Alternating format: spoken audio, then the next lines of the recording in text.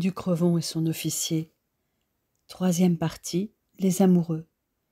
Une soirée inoubliable. Emma, 15 juillet 1943. Lorsque nous nous retrouvons le lendemain soir, nous peinons à ne pas nous jeter l'un sur l'autre. Nous nous isolons un bref instant dans un bosquet pour nous embrasser avec ardeur. Mais il est clair que cette brève étreinte ne nous suffit pas. En tout cas, à moi, ça ne me suffit pas. La chaleur dans mon ventre, à chaque fois qu'il m'embrasse, me pousse à vouloir aller plus loin. Mais nous n'avons que quelques minutes pour nous. Insuffisant pour des amoureux. Friedrich est tout aussi fiévreux que moi. Je le sens lorsqu'il m'enlace. Son désir se manifeste clairement. Nos deux corps sont irrésistiblement attirés l'un vers l'autre. J'aimerais t'emmener dîner demain soir ou samedi, Schatz, me murmure-t-il entre deux baisers. J'aimerais beaucoup, mais je vais être de nuit pendant quelques jours. Vendredi prochain alors ? Son ton était presque suppliant. Je repasse rapidement mon emploi du temps dans ma tête. Oui, vendredi prochain, c'est possible. Je n'arrête pas de penser à toi. J'ai besoin de te voir, de passer plus de temps avec toi, me susurre-t-il tout en jouant avec une boucle de mes cheveux. Ce simple geste me fait frissonner de la tête aux pieds. Dans un souffle, je lui chuchote que moi aussi, j'aspire à plus de temps en sa compagnie. À vrai dire, j'aimerais passer tout mon temps avec lui. Sa bouche effleure délicatement mon front. Nous nous dévisageons, incapables de nous lâcher des yeux. Friedrich prend alors mon visage entre ses mains pour m'embrasser, doucement. Un baiser qui est une caresse. Je ne peux que fermer les yeux et m'abandonner. Lorsqu'il me serre plus fort, je réponds à son baiser avec passion. Depuis hier, je vis un rêve. Je n'ai jamais rien ressenti de semblable à ces baisers. Je viendrai te chercher. Non, c'est moi qui te rejoindrai ici. Mais nous allons nous voir chaque soir, avant que je prenne mon poste en attendant ce vendredi. Malheureusement non, mon amour. Je vais être absent pendant 3 jours la semaine prochaine. Je pars mardi prochain à Paris et je ne rentrerai que jeudi soir tard. Tu vas me manquer, dis-je d'une voix à peine audible. Je dois partir pour prendre mon poste pour la nuit. Nous nous séparons à regret, tout en sachant que nos rencontres vespérales avant son départ seront toutes aussi brèves. Emma, 20 juillet 1943. Je profite d'un jour de repos pour aller m'acheter une robe pour cette soirée que j'attends avec impatience. Je me rends au magasin Micheline rue des Carmes. Je connais bien Jean et Florentine, les gérants. Nous opérons dans le même réseau. Nous avons agi de conserve début 42 pour faire passer en zone non occupée 12 aviateurs canadiens dont les avions avaient été abattus dans la région rouennaise, afin qu'ils soient pris en charge par le consul américain en place à Lyon. En mai cette année, c'est Jean qui a aidé Clément à établir les bases du réseau Combat sur la région de Rouen. Florentine, alias Micheline, et Jean, alias Nénès, assurent le rôle de boîte aux lettres principale du réseau, au sein même de leur magasin. Et depuis cette année, Jean est agent de liaison pour les Diables Noirs, qui œuvrent désormais pour le réseau SOE Jean-Marie du Calvados. Mais aujourd'hui, je viens comme une cliente ordinaire.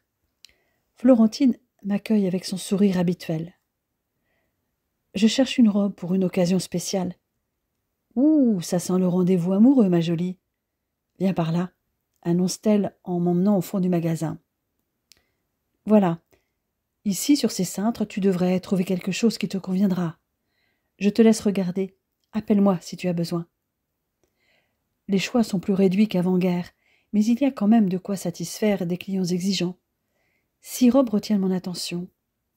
J'élimine rapidement une robe en satin vert foncé, à col en V et manches ballon, et une robe rouge à pois en mousseline de soie, à manches courtes. La première me semble trop habillée, et les pois de la seconde me font mal aux yeux. Reste une robe en mousseline de soie et dentelle bleu marine sans manches, avec un décolleté rond, discret, et ceinturé à la taille par un ruban, et 3 robes à manches courtes. La première en dentelle unie rouge foncé, avec un col en V assez profond.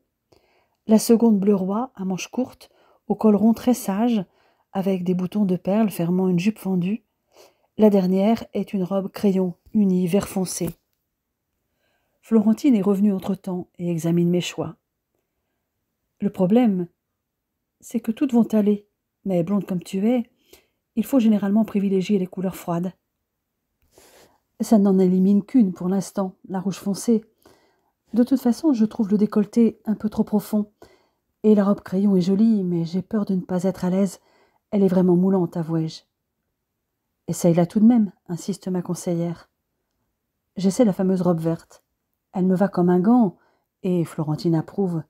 Cependant, elle est vraiment trop près du corps. J'endosse la robe en mousseline de soie et dentelle bleu marine sans manches. Elle te va à ravir. Je l'ai aussi en rose pâle, m'annonce Florentine. Une couleur qui t'irait bien aussi. J'attrape la robe rose et je l'essaye pour lui faire plaisir. C'est vrai qu'elle me va bien, mais j'estime que le rose fait petite fille, peut-être à tort. Reste la robe bleu roi et ses boutons de perles. D'emblée, elle me plaît. J'hésite entre la bleu marine sans manches et celle-ci, dis-je à Florentine. Quoi que tu portes, tu es belle, Emma. Celle que tu portes est plus sobre que la bleu marine, mais très élégante. Tu as raison, je prends la bleu roi. Je possède des escarpins à bout ouvert en daim noir qui feront très bien l'affaire avec ma robe. Je me dépêche de me rendre au café Victor où j'ai rendez-vous avec Thérèse. Mes rendez-vous avec Friedrich ont eu pour conséquence d'espacer mes sorties avec elle. Mais je garde le lien. Nous nous voyons à l'hôpital et nous nous réservons toujours un moment dans la semaine pour boire un verre ensemble. En revanche, il y a bien 2 mois que je n'ai pas vu Suzanne. Elle est déjà installée en terrasse et me fait signe. J'ai déjà commandé en t'attendant un jus de pomme comme d'habitude. Je vois que tu as fait des folies, s'exclame-t-elle lorsqu'elle aperçoit le sac que je tiens. Tu exagères, ce n'est pas si souvent que je m'achète une nouvelle robe. Fais voir, dit-elle en m'arrachant le sac. La voilà qui sort la dite robe pour la regarder au vu et au su de tous les occupants de la terrasse. Je rougis, embarrassée. Très chic? Une occasion spéciale? Tu es trop curieuse, rétorquai-je boudeuse. Un rendez-vous galant? Insiste-t-elle en sirotant son jus de fruits. Je le connais? Oui à la première question, et non, tu ne le connais pas. Et tu ne le connaîtras peut-être jamais s'il n'y a aucune suite. C'est le seul argument que j'ai trouvé. En moi-même, j'espère bien que ma relation avec Friedrich aura une suite. Toutefois, je sais que la guerre peut à tout moment y mettre un coup d'arrêt brutal. Je vois, mademoiselle veut garder son secret. Tu es ma meilleure amie, Thérèse. Je te le présenterai si cela devient sérieux. J'y compte bien. En réalité, je ne suis pas du tout certaine de lui en parler un jour. Emma, 23 juillet 1943. Enfin vendredi. Après ma dernière garde de nuit, je dors quelques heures, jusqu'à 13 heures. De quoi rester éveillée pour ma soirée avec Friedrich. Je passe naturellement l'après-midi à me faire belle. Tour au bain-douche, coiffure, maquillage léger, avec juste un trait d'eyeliner, mascara et un peu de rouge à lèvres, tout y passe. Je m'examine dans le miroir, satisfaite. Les seuls bijoux que je porte sont des pendants d'oreilles avec un saphir que ma grand-mère paternelle m'a légué. Le maquillage est léger, une touche d'arpège de lanvin derrière les oreilles et sur les poignets, me voilà presque prête. Je pose un bibi noir sur mes cheveux, enfile un boléro à manches courtes, noir lui aussi, des gants fins, mes chaussures à bout ouvert. Les talons de 8 cm allongent encore ma silhouette. L'essentiel est que je ne dépasse pas Friedrich en taille. Ceci dit, il mesure un peu plus d'1,80 m, et avec les talons, j'atteins tout juste 1,78 m. Je troque mon habituel sac bandoulière pour un sac canon en cuir noir plus élégant, et me voilà partie. Mon rythme cardiaque accélère quand j'approche du jardin de l'hôtel de ville. Mon officier préféré est bien là. Il me regarde venir bouche bée. Il semble hésiter avant de me prendre dans ses bras. « Il y a un problème ?» demandai-je avec un sourire enjôleur. « Suis-je méconnaissable à ce point ?»« Tu es juste magnifique, mein Liebling. Tu m'as manqué. Je l'espère bien. Toi aussi, tu m'as manqué. » Je me presse contre lui et pose ma tête sur son épaule. Le sentir tout contre moi me fait frissonner. Il me saisit la main et m'entraîne vers la voiture stationnée rue des Faux. Au début du trajet, je reste silencieuse, contemplant le profil de mon amoureux. « Où allons-nous » l'interrogeai-je, rompant le silence. « Pas très loin, » me répond-il, « au vieux logis. Ce restaurant est réservé aux officiers allemands, mais j'avoue que je n'y suis allée qu'une fois. J'ai demandé à être placée dans un endroit tranquille, rassure-toi. » La place de la Rougemare n'étant pas très éloignée, il nous faut à peine 5 minutes pour arriver à destination. Je préfère venir ici qu'à la Couronne où il est difficile de faire une arrivée discrète. J'aime Friedrich, mais je ne me sens pas capable, comme Suzanne, d'être vue au bras d'un officier allemand en plein milieu de la place du Vieux-Marché. Friedrich ne supporterait pas plus que moi de m'entendre traiter de poule à boche. Il se gare sur la place, fait le tour de la voiture et m'ouvre galamment la portière. Nous nous dirigeons vers l'entrée de l'établissement. À l'entrée, un serveur nous accueille et nous mène à notre table, qui est effectivement dans un coin à l'abri des regards. Comme annoncé, le restaurant réservé aux officiers est déjà aux 3/4 rempli par ces derniers.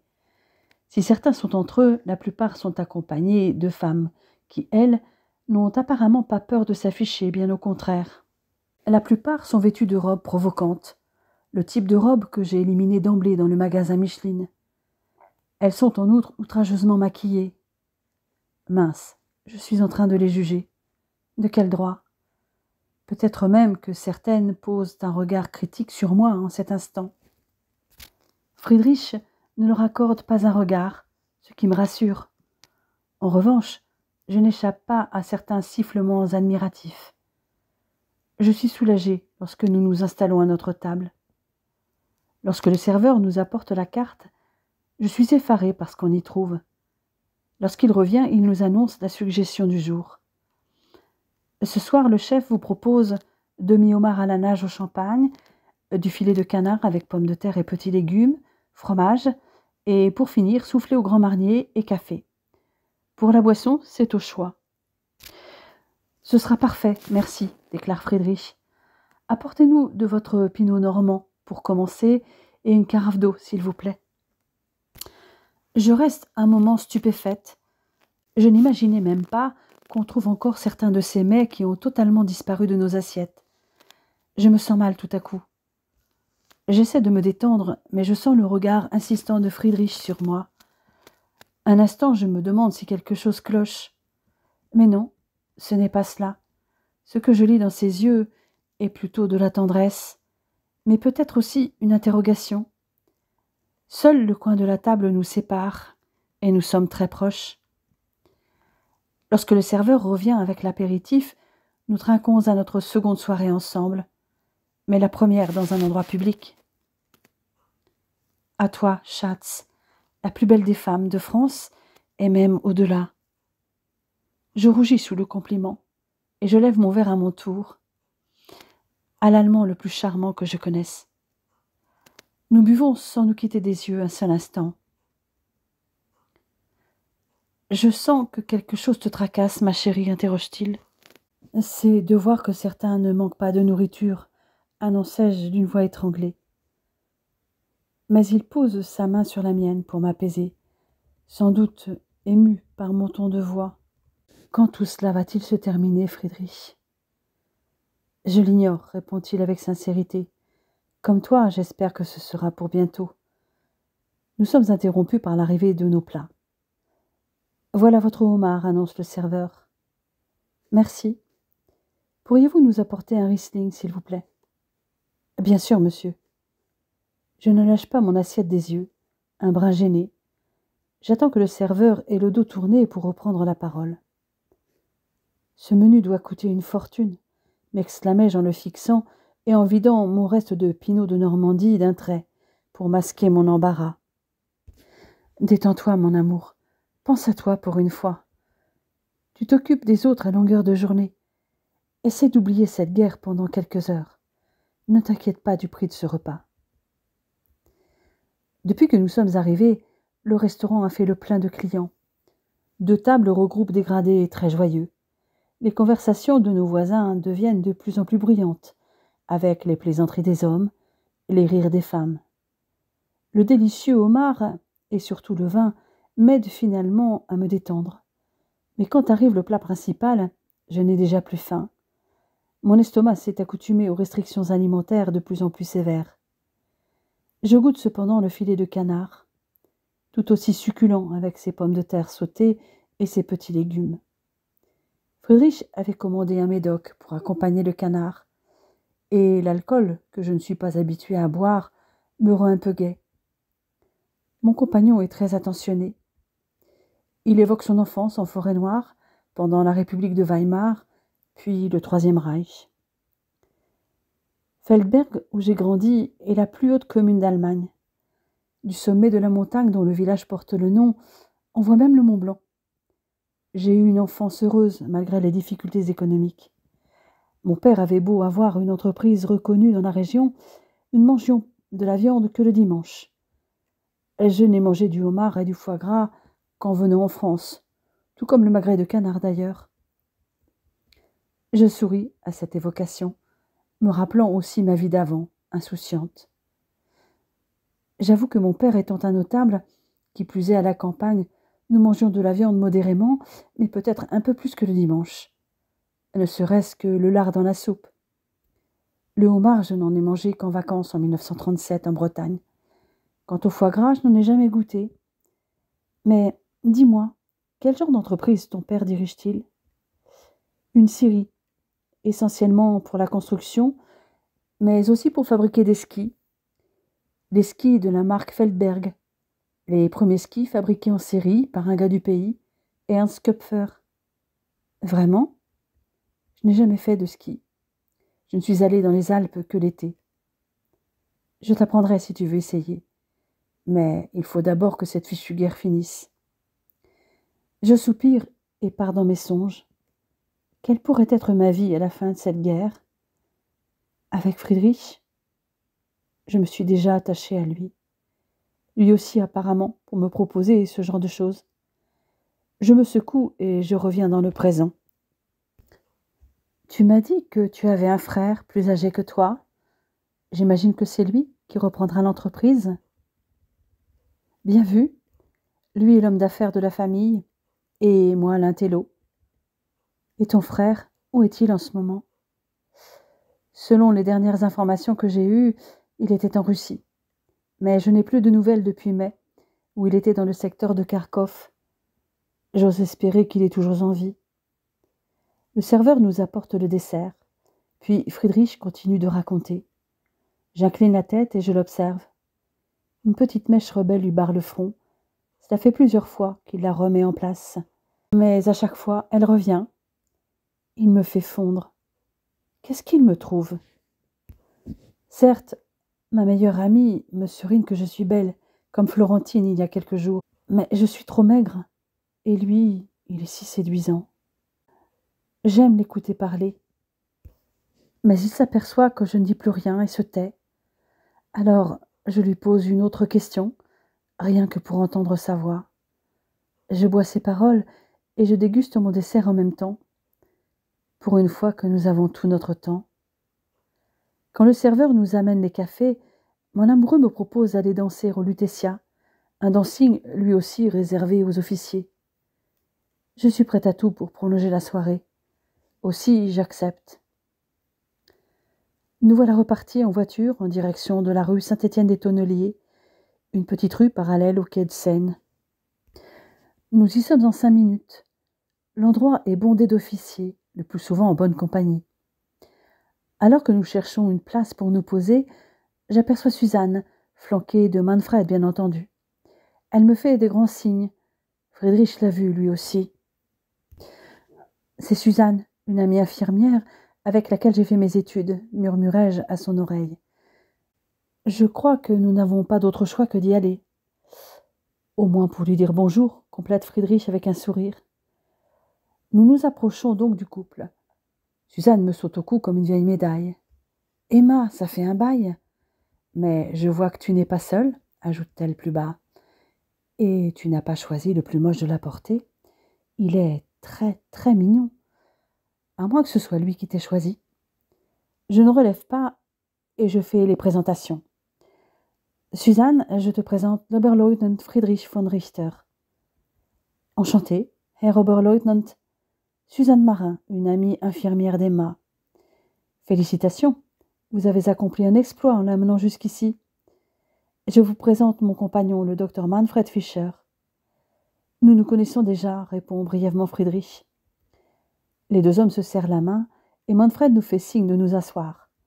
J'obtempère, mais mon amoureux reste debout. Vous voulez boire quelque chose? Champagne, peut-être, propose-t-il. Volontiers, répond Manfred. Suzanne acquiesce également. Je n'ai encore rien dit, mais je croise le regard interrogateur de mon officier préféré. Oui, c'est très bien, merci.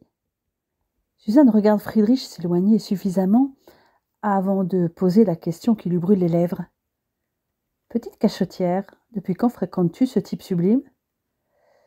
Nous nous voyons régulièrement depuis 1 mois et demi. Nous aimons beaucoup discuter ensemble.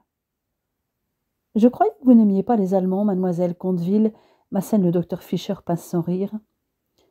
Tout dépend lesquels, rétorquai-je laconique. Friedrich von Richter a en effet un sacré pédigré. Possible, tout dépend ce que vous incluez dans le pédigré. Bonne famille, excellent soldat, cultivé, et il attire les femmes comme le miel attire les mouches. Il ne vient pas souvent ici, mais chaque fois que je l'y ai vu, il n'est jamais reparti seul. C'est un vrai séducteur. Le dernier mot m'interpelle, mais je m'efforce de rester de marbre. Je sens pourtant mon cœur se serrer. Que vous vous voyez depuis plus d'1 mois juste pour discuter, c'est assez inhabituel. Von Richter n'a jamais été vu 2 fois avec la même fille, et il n'est jamais arrivé déjà accompagné. Jusqu'à aujourd'hui, ajoute-t-il, comme s'il avait lu dans mes pensées. Je n'ai retenu qu'un mot, séducteur. Mal à l'aise, je m'éclipse pour aller aux toilettes. Enfermé dans le lieu d'aisance, je ressasse les paroles de Friedrich. Que suis-je réellement pour lui? Une conquête de plus? Il m'a dit être tombé amoureux, penser à moi sans cesse, ne pas vouloir me perdre. En pense-t-il un seul mot? J'en ai un vertige. J'en aurai le cœur net. J'ai besoin de savoir, quitte à souffrir. Alors que je me lave les mains, une jeune femme brune entre et se place devant le miroir juste à côté de moi. Elle sort un poudrier de son sac pour se repoudrer le nez. Je l'ai déjà vue, mais impossible de lui donner un nom. Tu es Victoire, n'est-ce pas? Je ne réponds pas, le ventre soudain noué par l'angoisse. Qui est-elle? Que me veut-elle? Nous n'avons plus d'antibiotiques à l'hospice général. Le stock devrait être livré début août. En revanche, von Richter pourrait peut-être nous fournir l'adresse de fournisseur. Pour cela, tu vas certainement devoir donner de ta personne. Je la regarde avec des yeux exorbités et déglutis avec difficulté. Tu n'es pas vierge au moins, ajoute-t-elle, parce qu'il a de l'expérience. Quelques-unes ont déjà défilé dans son lit et en gardent un excellent souvenir, paraît-il. Tu dois être à la hauteur, même s'il en pince pour toi. Et surtout, ne t'attache pas à lui et ne retourne pas ta veste. Je ne me suis pas engagée pour ça, me renfrognai-je. Elle se remet du rouge à lèvres sans réaction apparente à ma réponse. Puis elle se retourne avant de sortir en me murmurant « Moi, c'est Gigi ». Comment le réseau est-il au courant de mes rencontres avec Friedrich? Nous sommes apparemment surveillés. Pour nous protéger ou au contraire nous éliminer en cas de problème? Je reviens vers Suzanne et Manfred, m'efforçant de ne rien laisser paraître de ma gêne après l'intervention de la brune.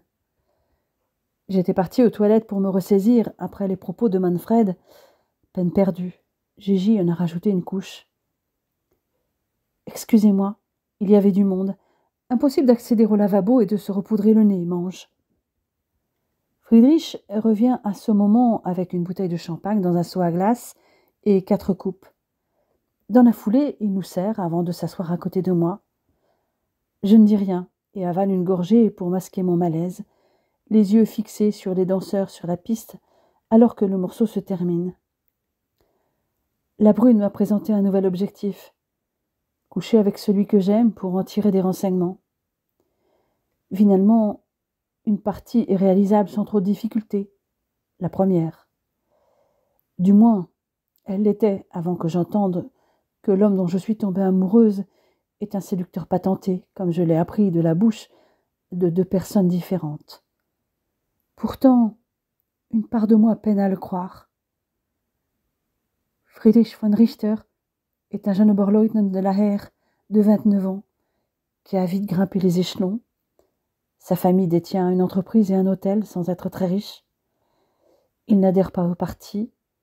En outre, il est cultivé, apprécie les arts, surtout la littérature. Bref, je l'aime et j'ai envie de lui. Mais qu'en est-il de lui? Les musiciens entament une mélodie d'Edith Piaf, bientôt accompagnée par la voix de la chanteuse du groupe. Je suis tellement dans mes pensées que je ne vois pas Friedrich se lever et me tendre la main. M'accorderez-vous cette danse, mademoiselle Conteville? Avec plaisir, Oberleutnant von Richter, m'entends-je répondre sans grande conviction. Je me laisse entraîner, surtout heureuse de quitter la table de Suzanne et Manfred. Mes yeux croisent un instant ceux de mon officier, le temps de rejoindre la piste. Il m'enlace pour la valse musette, mais il doit me sentir tendue car elle cherche à capter mon regard. Qu'y a-t-il, Schatz? Je te sens crispée. À cette question, je sens mes yeux me brûler. Fischer m'a parlé de ton pédigré. Et alors? Quelle place est-ce que j'occupe sur la liste de tes conquêtes? Pourquoi cette question fait-il surpris? Réponds, s'il te plaît. Ma voix a dû l'alerter. L'angoisse que je ressens à cet instant l'a légèrement fait dérailler. Et il ne peut que constater ma pâleur et mes yeux humides. Emma, je n'ai jamais prétendu être vierge. Oui, j'ai connu quelques femmes, mais je n'ai jamais eu de relation durable. Il s'agissait de relations d'un soir, le plus souvent dans les bordels réservés aux soldats.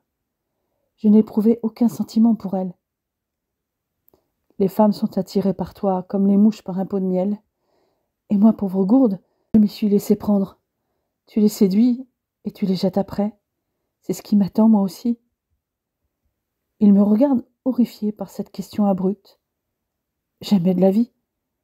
Ce que je ressens pour toi, je ne l'ai jamais ressenti auparavant. Je t'aime, Emma, comme je n'ai jamais aimé. Dès le premier jour, je t'ai aimé. Je te désire comme je n'ai jamais désiré une femme. Je ne veux pas te perdre. Il a l'air sincère. On dit toujours que les yeux ne savent pas mentir, et je vois dans son regard que lorsqu'il dit qu'il ne veut pas me perdre, il a vraiment peur. Je ne sais plus où j'en suis, Friedrich. Je t'aime, et j'ai peur que tu te moques de moi, et que tu m'abandonnes à la première occasion. Je ne t'abandonnerai jamais, tu m'entends? Tu es l'amour de ma vie, et je veux que tu deviennes ma femme. Ta femme? Oui, ma femme, si tu veux bien de moi, un Bosch.